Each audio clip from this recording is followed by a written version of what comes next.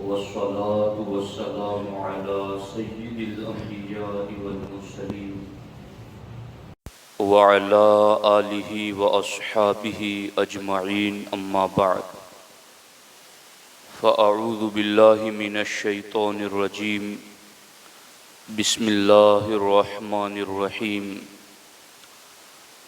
ألم يأن للذين آمنوا أن تخشع قلوبهم لذكر الله صدق الله العلي العظيم وصدق رسوله النبي الأمين المختار الكريم الرؤوف الرحيم۔ انتہائی احترام و عقیدت کے ساتھ حضور سید المرسلین خاتم الانبیاء شفیع المذنبین رحمت للعالمین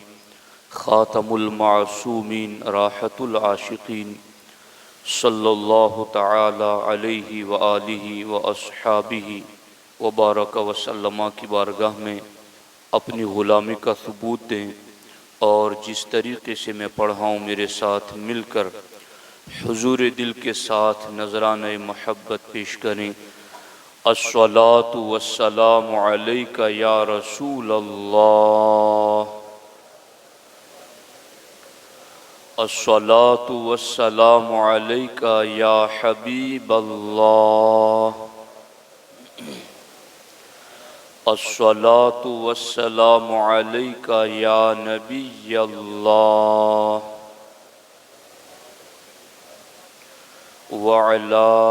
آلک واصحابک یا نور اللہ، صلی اللہ تعالی علیہ وسلم۔ دوستان محترم، گناہ اور اس کے انجام کے حوالے سے قرآن و سنت کی روشنی میں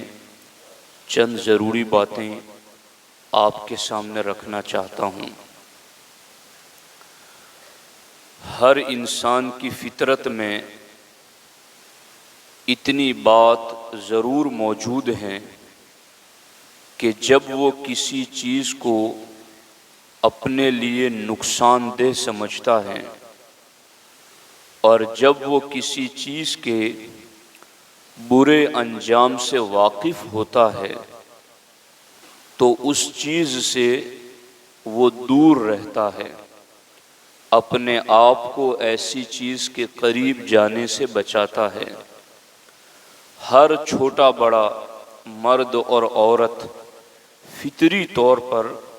اس بات کو اچھی طرح جانتا ہے کہ جو چیز نقصان دہ ہے اس سے دور رہا جائے، جس چیز کے قریب جانے سے انجام اور نتیجہ برا نکلے گا اس سے دور رہا جائے۔ جس طریقے سے انسان زہر کے اثر سے باخبر ہیں، اس لیے وہ کبھی زہر کھانے کی طرف نہیں جاتا۔ انسان کو اس بات کی خبر ہے کہ کسی کو قتل کرنے کا انجام خود کو پھانسی کے لیے پیش کرنا ہے، تو چونکہ اس برے انجام اور نتیجے سے وہ باخبر ہیں، اس لیے قتل جیسے جرم اور گناہ سے وہ اپنے آپ کو دور رکھتا ہے۔ ٹریفک کے قوانین توڑنے سے اپنے آپ کو ذلت اور جرمانے کے لیے پیش کرنا، اس سے بندہ باخبر ہے، اس لیے وہ ٹریفک کے اصول توڑنے سے اپنے آپ کو دور رکھتا ہے۔ تو ہر انسان کے دل و دماغ میں فطری طور پر یہ چیز موجود ہے کہ جو چیز میرے لیے نقصان دہ ہے اور جس چیز کے قریب جانے سے انجام اور نتیجہ برا نکلے گا، تو ہر انسان ایسی چیز سے دور رہتا ہے اور دور رہنے کی کوشش کرتا ہے۔ ایک مسلمان ہونے کی حیثیت سے ہم نے اللہ و رسول کا کلمہ پڑھا ہے، ہم اللہ کو اپنا معبود اور مسجود مانتے ہیں، محمد مصطفیٰ صلی اللہ علیہ وآلہ وسلم کو ہم اللہ کا رسول اور آخری نبی مانتے ہیں، اس دین کو ماننے کی حیثیت سے ہمیں اس بات سے باخبر ہونا بھی ضروری ہے کہ گناہ کا انجام کیا ہوگا، گناہ کا نقصان کیا ہوگا، اس کے برے نتائج اور برے اثرات کیسے مرتب ہوں گے۔ چونکہ آج کل لوگ یہ سمجھ رہے ہیں کہ اگر ہم گناہ کر لیتے ہیں تو ہماری صحت پر کیا اثر پڑ جاتا ہے، کیا ہمارا وزن کم ہو جاتا ہے، کیا اسی وقت ہمارا چہرہ سیاہ اور کالا ہو جاتا ہے، کیا ہمیں کوئی بظاہر اس کا اثر نظر آتا ہے؟ تو چونکہ لوگوں کو بظاہر اس کا اثر نظر نہیں آتا، اس لیے وہ گناہ کے سلسلے میں بے باک نظر آتے ہیں۔ لیکن میں آپ کو بتاؤں، امیر المؤمنین حضرت عمر فاروق اعظم رضی اللہ تعالی عنہ ارشاد فرماتے ہیں کہ جب کوئی شخص ایک گناہ کرتا ہے تو اس ایک گناہ کی وجہ سے وہ 10 قسم کی نحوستوں میں گرفتار ہو جاتا ہے۔ گناہ تو اس نے ایک کیا ہے، مگر اس ایک گناہ نے اسے 10 نحوستوں میں مبتلا کر دیا ہے۔ پہلی نحوست تو یہ ہے کہ وہ قادر رب کو ناراض کرتا ہے، جو اپنے غضب کو پورا کرنے پر قدرت رکھتا ہے۔ دوسری نحوست اس پر یہ پڑتی ہے کہ وہ ابلیس ملعون کو، جو کہ اللہ رسول اور ایمان والوں کا دشمن ہے، اسے خوش کرتا ہے۔ تیسری نحوست اس پر یہ مسلط ہوتی ہے کہ سب سے خوبصورت مقام جنت سے وہ دور ہو جاتا ہے۔ اور چوتھی بات یہ ہے کہ سب سے بدترین جگہ جہنم اس کے وہ قریب ہو جاتا ہے گناہ کی وجہ سے۔ پانچویں نحوست یہ کہ سب سے پیاری چیز کو وہ نقصان دیتا ہے، چونکہ سب سے پیاری چیز انسان کے نزدیک اس کا اپنا وجود ہے۔ جب وہ گناہ کرتا ہے تو وہ اپنی جان کو تکلیف میں ڈالتا ہے۔ چھٹی نحوست یہ ہے کہ وہ اپنے باطن کو ناپاک کر بیٹھتا ہے حالانکہ وہ پاک ہوتا ہے۔ ساتویں نحوست یہ ہے کہ اعمال لکھنے والے فرشتوں کرامن کاتبین کو وہ ایذا دیتا ہے۔ آٹھویں چیز یہ ہے کہ وہ نبی مکرم صلی اللہ علیہ وآلہ وسلم کو روضہ مبارکہ میں رنجیدہ کر دیتا ہے۔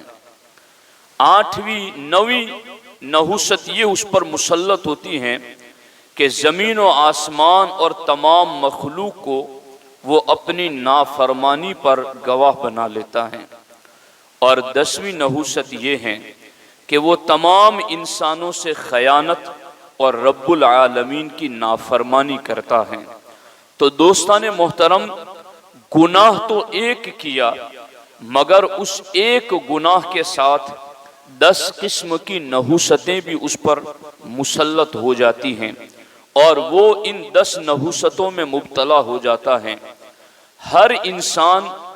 اپنے لیے جس چیز کو نقصان دہ سمجھتا ہے اس سے دور رہتا ہے۔ تو جس گناہ کے اتنے زیادہ نقصانات ہیں، مومن کو اس سے کتنا دور رہنا چاہیے۔ جس گناہ کے اس قدر برے نتائج اور اثرات ہیں، اس گناہ سے مومن کو کس قدر دور رہنا چاہیے۔ امیر المؤمنین حضرت عمر فاروق اعظم رضی اللہ تعالیٰ عنہ فرماتے ہیں کہ یہ ایک گناہ کی وجہ سے 10 قسم کی نحوستیں انسان پر مسلط کر دی جاتی ہیں۔ دوستان محترم، حج کی ادائیگی کے لیے جب لوگ جاتے ہیں تو ایک وادی وہاں پر ایسی آتی ہے جہاں یہ حکم دیا گیا ہے کہ وہاں سے تیزی کے ساتھ دوڑ کر نکل جائیں۔ آخر اس جگہ پر ٹھہرنے، آہستہ چلنے کی اجازت کیوں نہیں ہے کہ یہاں سے تیزی کے ساتھ نکل جاؤ؟ احادیث میں اس حوالے سے لکھا گیا، چونکہ وہاں ایک گنہگار قوم پر عذاب آیا تھا، تو اس جگہ پر تمہیں زیادہ وقت نہیں ٹھہرنا ہے۔ تو جہاں گناہ گاروں پر عذاب آتا ہے ان جگہوں پر زیادہ دیر مومن کو ٹھہرنے کی اجازت نہیں ہے، اس سے دور نکل جانے کا حکم ہے، جتنا ہو سکے جلدی سے دور نکل جاؤ۔ تو پھر گناہ سے مومن کو کتنا دور رہنا چاہیے۔ اسی لیے حضرت سیدنا عطا رضی اللہ تعالی عنہ فرماتے ہیں کہ ایک مرتبہ عابدین یعنی عبادت گزاروں کے ساتھ میں سفر پر چلا۔ وہ عابدین ایسے تھے کہ کثرت عبادت کی وجہ سے ان کی آنکھیں اندر کی طرف چلی گئی تھی، پاؤں سوج گئے تھے، خربوزے کے چھلکوں کی طرح کمزور ہو چکے تھے، اس قدر زیادہ وہ عبادت کرنے والے تھے۔ فرماتے ہیں کہ محسوس ہوتا تھا کہ گویا ابھی ابھی وہ قبروں سے نکل کر آئے ہیں۔ اور جب ان عابدین کے ساتھ سفر کرتے ہوئے میں چلا تو راستے میں ایک عابد بے ہوش ہو گئے۔ سخت سردی کے باوجود ان کے سر سے دہشت کی وجہ سے پسینہ ٹپک رہا تھا۔ ہوش آنے کے بعد لوگوں نے پوچھا تو انہوں نے بتایا کہ جب میں اس جگہ سے گزرا تو مجھے یاد آ گیا کہ فلاں روز اس مقام پر میں نے گناہ کیا تھا، اس خیال سے میرے دل میں حساب آخرت کی دہشت طاری ہو گئی اور میں بے ہوش ہو گیا۔ تو آپ غور فرمائیں، چونکہ لوگوں کو آج گناہوں کی نحوست کا انجام پتہ نہیں، گناہوں کے نقصان کی خبر نہیں ہے۔ دوستان محترم، حضور شارح بخاری مفتی شریف الحق امجدی علیہ الرحمہ ارشاد فرماتے ہیں نزہۃ القاری شریف میں کہ جب نیکیاں کرنے والا شخص گناہ کرتا ہے تو اس کے گناہ نیکیوں کا نور ختم کر دیتے ہیں، پھر ان نیکیوں میں پرواز کی صلاحیت نہیں ہوتی، پھر وہ نیکیاں بندے کو روحانیت نہیں دیتی، پھر ان نیکیوں کی وجہ سے بندے کو اللہ کا قرب نہیں ملتا، چونکہ اس نے نیکیاں تو کی مگر نیکیاں کرنے کے بعد اس نے گناہ کر لیے، جن گناہوں نے نیکیوں کا نور مار دیا، نیکیوں کا نور ختم کر دیا ہے۔ دوستان محترم، آج گناہ کو لوگ اتنا آسان سمجھ رہے ہیں کہ معاذ اللہ رب العالمین گناہ کے گناہ ہونے کا تصور ذہن سے دور ہو رہا ہے۔ یعنی جب تک یہ بات تھی کہ یہ گناہ ہے، لوگ اس کو سمجھتے اور مانتے تھے تو دور رہتے تھے، یا اگر کوئی کسی کو ٹوکتا روکتا تو وہاں پر وہ چپ رہتا کہ چلو کوئی مجھے روکنے والا ہے، شرمندگی محسوس کرتا۔ مگر اب تو سامنے سے یہ بات کہ اس میں کیا ہے، یہ تو کلچر ہے، یہ تو ہمارا شغل ہے، یہ تو ہمارا شوق ہے، یہ تو ہمارا ذوق ہے، اور اس میں تو ہماری طبیعت کی تفریح ہے۔ تو یاد رکھنا، ایسا نہ ہو کہ کل آنکھ بند ہو جائیں اور گناہ کے انجام سے بے خبر ہی چلے جائیں۔ ایسا نہ ہو کہ زہر کے اثر سے تو تم باخبر تھے اس لیے زہر کی طرف نہیں گئے، کسی کے قتل کر دینے کے انجام سے تم باخبر تھے اس لیے اس طرف تو نہیں گئے، لیکن گناہ کے انجام سے بے خبر تھے اس لیے گناہ کی طرف چلے گئے۔ اللہ کا قرآن کہہ رہا ہے کہ گناہ کے یہ اثرات ہیں، اور ان اثرات کے انجام کی وجہ سے مومن کا معاملہ یہاں تک پہنچ جاتا ہے کہ معاذ اللہ رب العالمین گناہوں کے اثرات کی وجہ سے اگر بندہ توبہ نہ کرے تو آخری وقت اس کا ایمان بھی سلامت نہیں رہتا، اس کا ایمان سے رشتہ بھی کبھی کبھی ٹوٹ جاتا ہے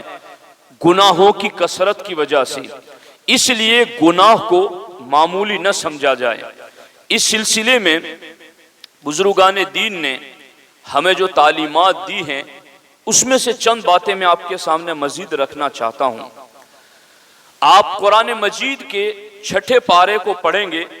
تو اس میں بنی اسرائیل پر مسلسل عذابات آئے ہیں۔ فَأَرْسَلْنَا عَلَيْهِمُ الطُّوفَانَ وَالْجَرَادَ وَالْقُمَّلَ وَالضَّفَادِعَ وَالدَّمَ آیَاتٍ مُفَصَّلَاتٍ کہ کبھی ان پر طوفان کا عذاب آیا، کبھی ان پر ٹڈی پرندوں کا عذاب آیا اور کبھی ان پر جوؤں کا عذاب آیا، کبھی ان پر مینڈکوں کے ذریعہ عذاب آیا، والدم کبھی ان پر خون کے ذریعہ عذاب آیا، اور اس قسم کے اور بھی عذابات آئے، یہاں تک کہ بنی اسرائیل کے بارے میں قرآن مجید میں آیت نازل ہوئی وَجَعَلَ مِنْهُمُ الْقِرَدَةَ وَالْخَنَازِرَ کہ بنی اسرائیل میں سے بعض کو خنزیر بنا دیا گیا، بعض کو بندر بنا دیا گیا، اور حکم دیا گیا فَقْتُلُوا أَنفُسَكُمْ کہ اب اگر تم اپنے آپ کو اللہ والا بنانا چاہتے ہو تو جنہوں نے گناہ نہیں کیا وہ گنہگاروں کی گردنیں اڑا دیں، ان کو قتل کر دیں۔ تو اتنی بڑی سزا بنی اسرائیل پر جو آئی کہ چہرے مسخ ہو گئیں، شکلیں بدل گئیں، بندروں اور سوروں کی صورتوں میں تبدیل ہو گئیں، اور ایک کو دوسرے کے قتل کا حکم دیا گیا۔ یہ اتنی بڑی بڑی بلائیں ان پر آئی ہیں، اس کی وجہ کیا تھی؟ حضرت سیدنا حذیفہ رضی اللہ تعالی عنہ سے پوچھا گیا کہ کیا بنی اسرائیل پر جو دردناک عذاب آئے ہیں تو کیا انہوں نے دین چھوڑ دیا تھا؟ کیا انہوں نے کلمہ چھوڑ دیا تھا؟ کیا انہوں نے دین کو بالکل انکار کر دیا تھا جس کی وجہ سے انہیں بندر، سور اور انہیں قتل کا حکم دیا گیا تھا؟ وہ کیا تھا؟ دین چھوڑنے کی وجہ سے یہ ہوا تھا؟ تو حضرت حذیفہ رضی اللہ تعالی عنہ ارشاد فرماتے ہیں نہیں، دین چھوڑنے کی وجہ سے نہیں، بلکہ جب انہیں کسی چیز کا حکم دیا جاتا تھا تو وہ اس حکم پر عمل نہیں کرتے تھے، اور جب انہیں کسی کام سے روکا جاتا تھا تو انجام کی پرواہ کیے بغیر وہ کام کر گزرتے تھے، یہاں تک کہ حکم پر عمل نہ کرنے کی وجہ سے اور روکی ہوئی چیز سے باز نہ رہنے کی وجہ سے وہ دین سے ایسے نکل گئے جیسے آدمی اپنی قمیص سے نکل جاتا ہے۔ تو یہ انجام کہ آدمی دین سے ایسے نکل جائے جیسے وہ اپنی قمیص سے نکل جاتا ہے، کہ قمیص اور انسان کا وجود دونوں جدا جدا ہو جاتے ہیں، یہ آخر کس چیز کا نتیجہ تھا؟ یہ کس چیز کا برا اثر تھا؟ یہ نقصان جو ان کے وجود پر مسلط ہوا کہ دین اور وہ دونوں الگ ہو گئے، وہ کس بات کی بنیاد پر؟ تو حضرت سیدنا حذیفہ رضی اللہ تعالیٰ عنہ فرماتے ہیں وہ اس وجہ سے کہ وہ اللہ کا جو حکم آتا اس پر عمل نہ کرتے، اور جس چیز سے روکا جاتا اس کو کر گزرتے، اور اس میں کوئی خوف اور باک محسوس نہ کرتے، تو پھر آگے اس کا یہ انجام ہوتا ہے۔ تو گناہ کوئی ایسی چیز نہیں ہے کہ کوئی یہ کہے کہ میں نے گناہ کر لیا تو مجھے تول کے دکھاؤ کتنا وزن کم ہوا، اور میرے چہرے اور بدن پہ دکھاؤ کہ کتنے سیاہ داغ لگ گئے۔ جہاں لگتے ہیں سیاہ داغ وہاں تک نظر کی رسائی نہیں۔ امام غزالی رضی اللہ تعالیٰ عنہ فرماتے ہیں اگر تمہارے پاس نور بصیرت ہو، ایک ہے بصارت آنکھوں سے دیکھا جانے والا، اور ایک ہے بصیرت جو باطن اور دل کی آنکھ سے دیکھی جانے والی چیز، امام غزالی فرماتے ہیں اگر تمہیں یہ صلاحیت دی گئی ہو کہ تم نور بصیرت سے اپنے باطن کو دیکھ سکو تو یہ جتنے بھی گناہ ہیں وہ گناہ در حقیقت تمہارے دل کے قریب بھیڑیے ہیں جو تمہارے دل کو نوچ لینا چاہتے ہیں، تمہارے باطن کو کھا جانا چاہتے ہیں۔ تو گناہ کو اگر نور بصیرت ہو تو یہ نظر آ جائیں، لیکن اب جن کے پاس نور بصیرت نہیں ہے وہ کہہ رہے ہیں کہ ہمیں نظر آئیں تو ہم بچیں۔ تو ہمیں اس بات پر ایمان رکھنا ہے کہ اللہ و رسول کے فیصلے حق ہیں، ہمیں نظر آئیں یا نہ آئے ہمیں عمل اللہ رسول کے فیصلوں پر کرنا ہے۔ تو زہر کے انجام سے باخبر شخص زہر کی طرف نہیں جاتا، قتل کے انجام سے باخبر شخص قتل کی طرف نہیں جاتا، تو گناہ کے انجام سے باخبر مومن اور مومنہ گناہ کی طرف کیسے جا سکتے ہیں؟ گناہ جب بندہ گناہ میں مبتلا ہوتا ہے تو نور ایمان اس کے دل سے نکل جاتا ہے اور وہ اس قدر بڑی بڑی بلاؤں میں گرفتار ہو جاتا ہے۔ اس سلسلے میں حضرت سیدنا امام حسن بصری رضی اللہ تعالیٰ عنہ کی ایک بات عرض کرتا ہوں، توجہ سے سنیے گا کہ گناہوں کی دوا کیا ہے، کیسے بچیں اس گناہ والے معاملے سے۔ اب میں نے بس صرف گناہ کے حوالے سے بات بتائی ہے، میں نے یہ نہیں عرض کیا کہ یہ چیز گناہ یہ چیز گناہ، وہ آپ جانتے ہی ہیں کیا کیا چیزیں گناہ ہیں۔ اس کے انجام سے باخبر ہو جاؤ، گناہ کے نقصان سے بس باخبر ہو جاؤ، اپنے آپ بچنا شروع ہو جاؤ۔ غفلت اور لا علمی یہ بڑی بری بلا ہے جو انسان کو انجام سے بے خبر کر دیتی ہیں۔ اب دیکھیے یہاں پر امام حسن بصری فرماتے ہیں کہ ایک نوجوان کے ساتھ میں بصرہ کی گلیوں سے گزرا تو میں نے دیکھا کہ ایک طبیب کے پاس جو کرسی پر بیٹھا ہے، مرد عورت بچے بوتل اور شیشیاں لے کر کے اپنے علاج کے لیے کھڑے ہیں، تو وہ نوجوان جو عبادت گزار تھا وہ اس کرسی پر بیٹھے ہوئے طبیب کے پاس گیا اور جا کر کے اس سے کہا کہ کیا آپ کے پاس کوئی ایسی دوا ہے جو گناہوں کو دھو ڈالے؟ کیا آپ کے پاس ایسی دوا ہے جو دل کے مرض کو ختم کر دے؟ تو اس نے کہا ہاں میرے پاس ایسی دوا ہے۔ غور سے سننا، جب کسی حکیم کے پاس ہم جاتے ہیں وہ نسخہ دیتا ہے تو وہ یہ کہتا ہے کہ فلاں چیز لے لو فلاں چیز لے لو اور ان کو مکس کرو، پیس لو اور اس کے بعد اس میں شہد ملاؤ، پھر اس کو تم تھوڑا آگ پر رکھو، پھر ٹھنڈا ہو جانے دو، پھر اس کے بعد تم اس میں فلاں پانی ملاؤ، پھر کھاؤ۔